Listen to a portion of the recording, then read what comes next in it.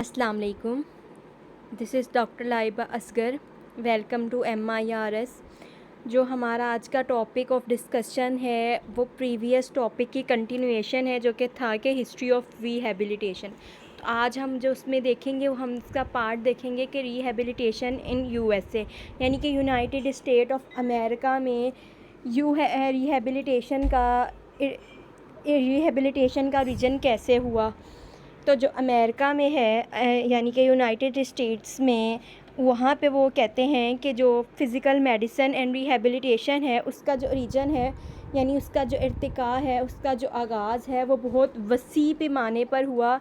और वो कैसे हुआ कि ना सिर्फ वहाँ पे सिर्फ पोलियो सर्वाइवर्स के लिए रिहैब फैसिलिटीज़ मौजूद थी, वहाँ पे जो हमारे वेटरान्स जिन्हें हम फ़ौजी बोल रहे थे, आर्मी कह रहे हैं, उनके लिए साबिक आर्मीज़ मैन के लिए भी सर्विसेज थी। और एकेडमिक डिपार्टमेंट्स में, मेडिकल सेंटर्स में भी यहाँ पे सर्विसेज अवेलेबल थी, यानी एकेडमिक्स तौर पर, तालीमी तौर पर भी इसमें काम हुआ यूनाइटेड स्टेट में, और मेडिकल सेंटर्स भी बने।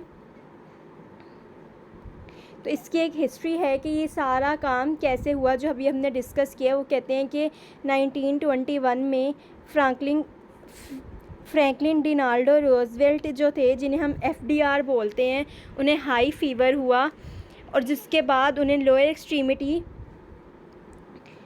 पैरालिसिस हो गया due to polio virus infection. तो पोलियो की वजह से उनको रिहैबिलिटेशन सेंटर में जाना पड़ा, जो कि वार्म स्प्रिंग जॉर्जिया में था।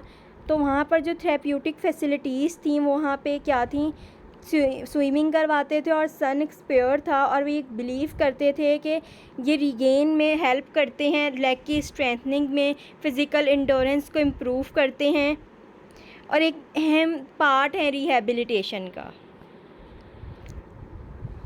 तो जो FDR था, फ्रैंकलिन डी रोजावेल्ट, वो क्या करता है, वो थोड़ी सी प्रॉपर्टी ख़रीद लेता है वहाँ वार्म स्प्रिंग में, और फिर उस प्रॉपर्टी ख़रीदने के बाद एक पूरा कम्प्रिहेंसिव रिहैबिलिटेशन प्रोग्राम सेंटर बनाता है, एक वसी पैमाने पर बहुत बड़ा, जो कि हेल्प करता होता है पोलियो अफेक्टेड पर्सनस की, कि वो रिगेन कर सकें, फिर से उन्हें मिल सके इंडिपेंडेंस, आज़ादी, उनके सरगर्मियों में, डेली लिविंग्स की, मतलब खाने में, पीने में, पहनने में, ओढ़ने में, हर तरह की सरगर्मियाँ में उन्हें आज़ादी मिल सके, वो ईज़िली अपना वर्क खुद से कर सकें।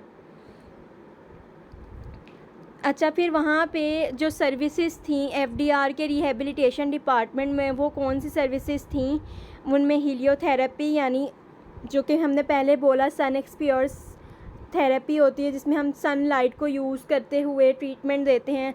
स्विमिंग, एक्सरसाइज थी। फिर यहाँ पे आए ट्रेनिंग इन ऑर्थोटिक यूज़ भी किया गया। ऑर्थोटिक्स डिवाइसेस होती हैं जो कि हेल्प करती हैं, हमें असिस्ट करती हैं हमें रिकवरी में, स्पेशली हमें वॉकिंग में, कहीं पर हमें खाने में, पहनने में, फंक्शनली हमें यूज़ करती हैं। असिस्टिव डिवाइसेस होती हैं ये, और हेल्प आउट करती हैं। मसल री एजुकेशन में, मसाज में, ऑक्यूपेशनल एंड रिक्रिएशनल थेरेपी भी यूज़ हुई।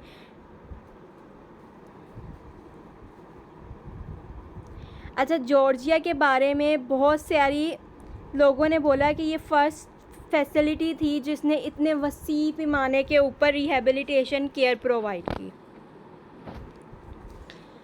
अच्छा, फिर यूनिवर्सिटी कैसे आई कि 1929 के अंदर जो फर्स्ट यूनिवर्सिटी डिपार्टमेंट बनाया गया डॉक्टर फ्रैंक क्रूसन ने टेम्पल यूनिवर्सिटी के अंदर।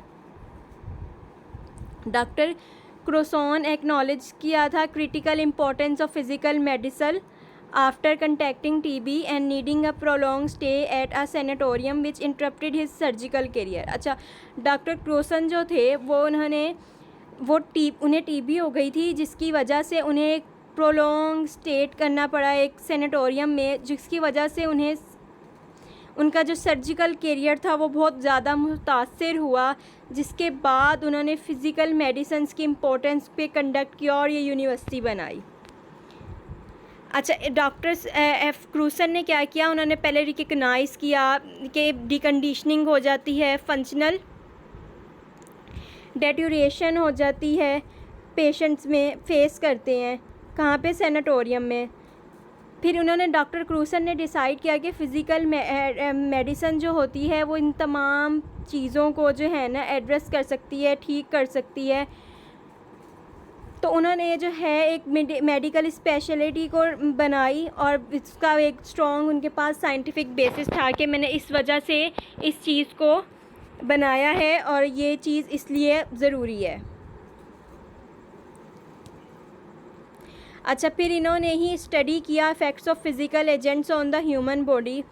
उन्होंने इफ़ेक्ट्स फ़िज़िकल एजेंट्स को पे ह्यूमन बॉडी पे इफ़ेक्ट्स को स्टडी किया। फिर फ़िज़िकल थेरेपी को यूज़ किया पेशेंट रिकवरी के लिए। और फिर इन्होंने अपनी एक ऑन फाइंडिंग पब्लिश की 1935 में। तो उनका ये वर्क था, इनका इतना सारा वर्क था, इसलिए जो है ना इन्हें एक न्यू डिपार्टमेंट था फ़िज़िकल मेडिसिन्स का मियो क्लिनिक में इन रोस्टर, वहाँ पर उन्हें एक चेयर ऑफ़र की गई रोस्टर मिनोस्टा में। अच्छा, फिर मियो क्लिनिक में ही क्रूसन ने द इफेक्ट्स ऑफ स्टडी किए किसके, थेरेप्यूटिक एक्सरसाइज के, फ़िज़िकल मोडेलिटीज़ के, like short wave diathermy, ultraviolet radiation on patients with military related disabilities,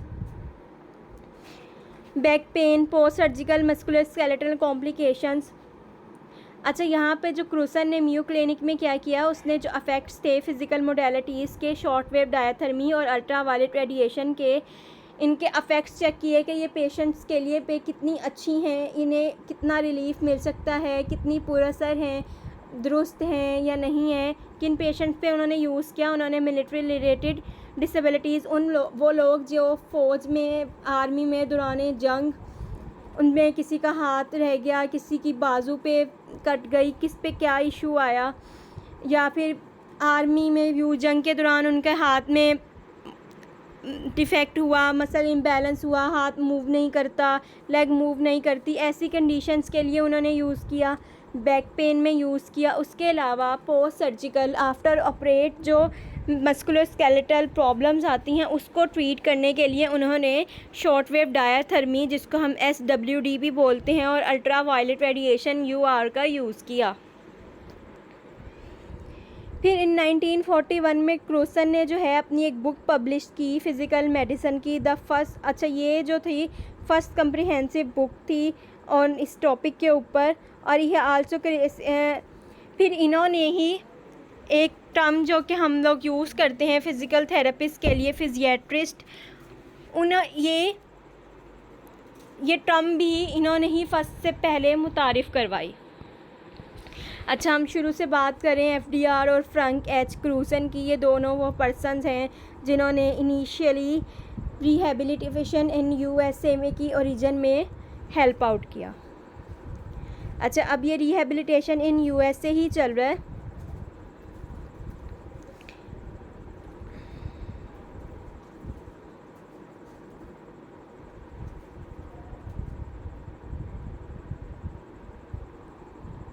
अच्छा, जो middle and later part of the century है, यहाँ पर इम्प्रूवमेंट जो है इन मेडिकल केयर में यूज़ हुई।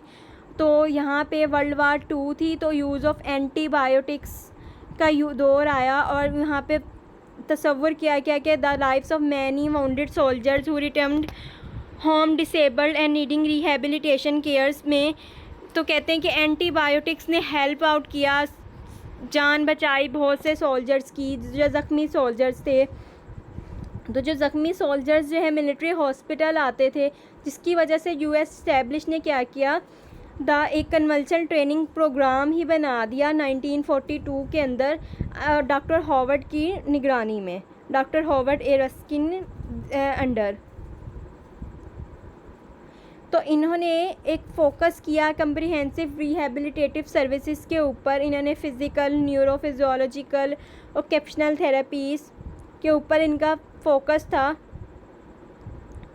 अच्छा, डॉक्टर रस जो है वो लीजेंडरी थे field of physical medicine and rehabilitation के। और अब यहाँ पे इन्हें फ़ादर कहा जा रहा है कि कह रहे हैं कि he and recognize as the father of comprehensive rehabilitation. तो ये फाउंडर थे रिहेबिलिटेशन के, कम्प्रिहेंसिव रिहेबिलिटेशन के। अच्छा, इन्होंने एक 1951 में वर्ल्ड फर्स्ट यूनिवर्सिटी बनाई, affiliated comprehensive rehabilitation centre at New York में यूनिवर्सिटी में बनाया। अच्छा, तो इन्होंने 1951 में पहली यूनिवर्सिटी बनाई all around world, New York university के अंदर रिहेबिलिटेशन का सेंटर बनाया और उसके बाद उसका नाम चेंज करके Howard A rusk institute of rehabilitation medicine रखा गया। ये डॉक्टर हॉवर्ड रस्क है।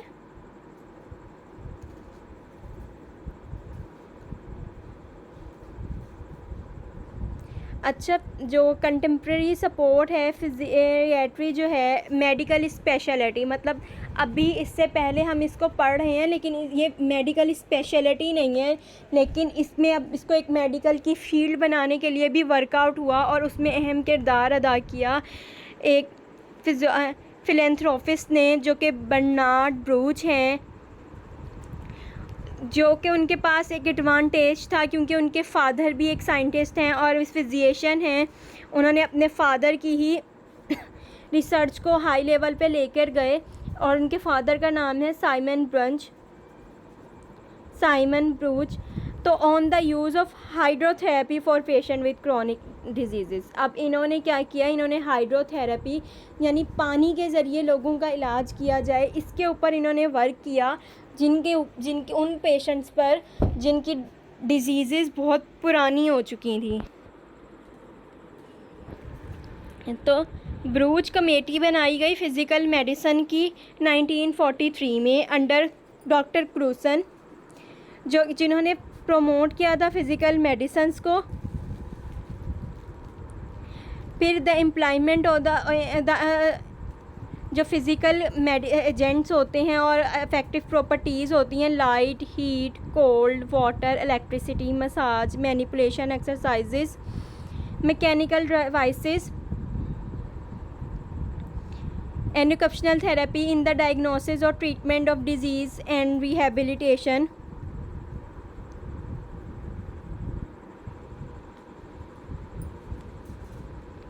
अच्छा, अब ये बता रहे हैं कि फ़िज़िकल मेडिसिन क्या होती है, कि फ़िज़िकल मेडिसिन ये है कि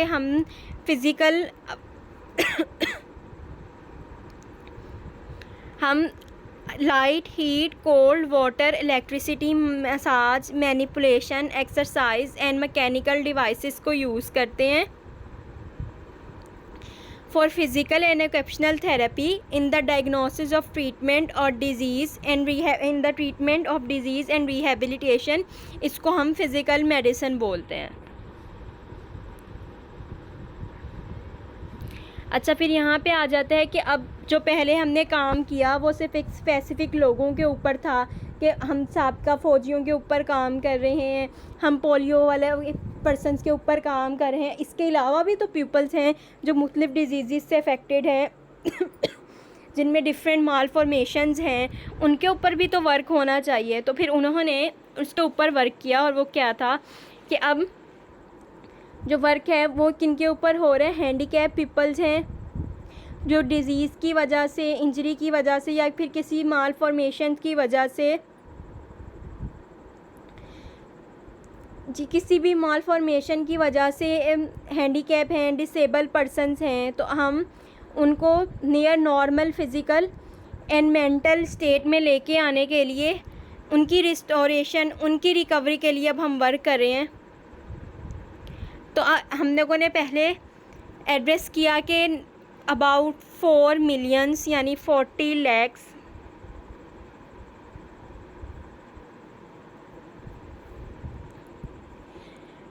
डिसेबल पीपल जो थे 1940 में, और जो एक्सपेक्टेड वर्ल्ड वार 2 के वेटरन्स थे विद डिसेबिलिटीज़, लार्ज ग्रांट्स पर, तो इनको हमने लार्ज ग्रांट्स की तो हमने पूरा एड्रेस किया कि 1940 के अंदर जितने भी वर्ल्ड वार 2 के वेटरन्स थे उन्हें, और जितने और पीपल्स थे उन सब की नीड्स को, मतलब 40 लाख पीपल्स की जो डिसेबल पीपल्स हैं उनकी नीड्स को हमने एड्रेस किया। फिर हमने एक लार्ज ग्रांट्स दी गई ब्रूच कमेटी को to several prominent medical centres for research and education, जो कि ब्रूच कमेटी जो शुरू में हमने बनी उसको दी गई अब तो क्योंकि वो प्रमोट करें prominent medical centres for research and education in the field of medical physical medicine. And in 1947 the American board of physical medicine was established. अच्छा, अब यहाँ पे एक चीज़ है कि ब्रोच की कमेटी जो थी फ़िज़िकल मेडिसन के लिए, हम इनिशियली उसी को लेके चले और उसी कमेटी ने वर्कआउट किया, उसी कमेटी ने सारा किया और उन्हें एक लार्ज ग्रांट दी गई जिस पे उन्होंने रिसर्च की, सारे पीपल्स अफेक्टेड थे उनको आइडेंटिफाई किया, उनकी नीड्स को देखा जो कि 40 लाख पीपल्स थे। उसके बाद उन्होंने इन सब पे काम किया और उसके बाद 1947 में जो अमेरिकन का अपना जो बोर्ड इस्टेब्लिश हुआ, यानी कि गवर्नमेंट की तरफ से, वो था American board of physical medicine was established. ये बर्नार्ड ब्रूच हैं। यहाँ पे हम रिहेबिलिटेशन इन यूएसए का अभी टॉपिक एंड नहीं हुआ, अब इसकी जो एसोसिएशंस बनी रिहेबिलिटेशन में उनका भी एक दौर है कि किस किस तरह से उसमें डेवलपमेंट हुई। हम नेक्स्ट वीडियो में वो देखेंगे कि इसकी जो एसोसिएशंस हैं उन एसोसिएशंस ने कैसे और कहाँ पे क्या क्या वर्क किया और किन किन दौर से गुज़रे। तब तक के लिए अल्लाह हाफिज़।